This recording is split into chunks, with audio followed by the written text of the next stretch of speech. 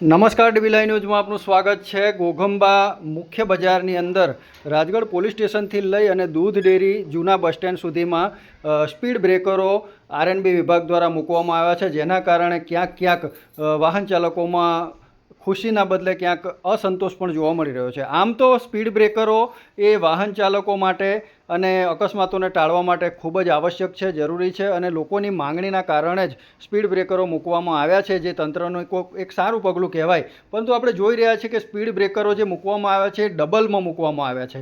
ખરેખર સિંગલમાં મૂક્યા હોય તો એ સારું રહે છે। વાહન ચાલકોના મંતવ્યો એવા છે, એવું માનવું છે કે ડબલ સ્પીડ બ્રેકરો મૂકવામાં આવ્યા છે, જેના કારણે વાહન ચાલકો ખાસ કરીને બાઇક ચાલકોને કમર ઉપર ઝટકા આવે છે અને ઘણી વખત ફેમિલી સાથે, નાના બાળકો સાથે, સ્ત્રીઓ સાથે વાહન ચાલકો, બાઇક ચાલકો પસાર થતા હોય તો એમને પડી જવાનો ભય પણ રહેલો છે। તો આ જે ડબલમાં મૂકેલા છે એને સિંગલ કરવા, એટલે કે સિંગલ સ્પીડ બ્રેકર મૂકવામાં આવે તો એ વાહન ચાલકોને વધારે પડતું નુકસાન ન થાય અને લોકોને સગવડતા મળી રહે। કારણ કે સુવિધા માટે ઊભા કરેલા જે આ સ્પીડ બ્રેકરો છે તેના કારણે વાહન ચાલકોના વાહનોને તો નુકસાન થવાની શક્યતા છે, સાથે સાથે કમર ઉપર કમરના પ્રોબ્લેમો પણ થવાની લોકોની ફરિયાદો છે।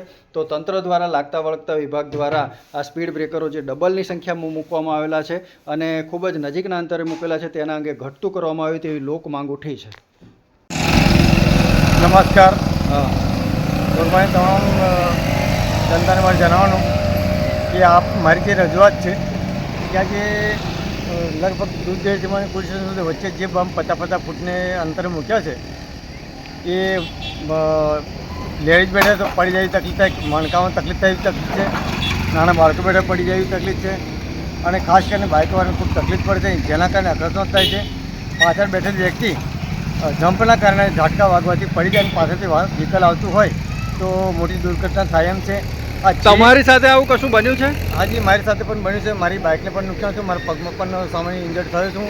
પણ આ જમ્પ જે મૂક્યા છે તો સુવિધા માટે મૂક્યા છે, કોઈ સ્પીડ માટે મૂક્યા છે અને જે ઓવર લિમિટ સ્પીડમાં ગાડી હાંકે છે એને દંડની કાર્યવાહી કરો, પરંતુ આ જે જમ્પને કારણે મોટી દુર્ઘટના થાય એમ છે। ઘણી જગ્યાએ આવા ગુજરાતમાં કિસ્સા બનેલા છે અને જનહિતમાં જે સુવિધા માટે જે બમ્પો બનાવેલ છે એની જગ્યાએ અસુવિધા થયેલી છે। તો જે તે તંત્ર એનું નોંધ લે અને જનહિતમાં કાર્યવાહી કરે। એટલે જમ્પને દૂર કરી દેવા છે કે પછી શું કરવું? મતલબ કે પ્રજાની સેફટી માટે જે પ્રજાના હિતમાં એ થવું જોઈએ। અને આ સાથે મારી જે મેં રજૂઆત કરી હાલના તબક્કે જેને પર ખબર હોય તો આપણા વિડીયો પર કોમેન્ટ કરીને અવશ્ય જણાવશું।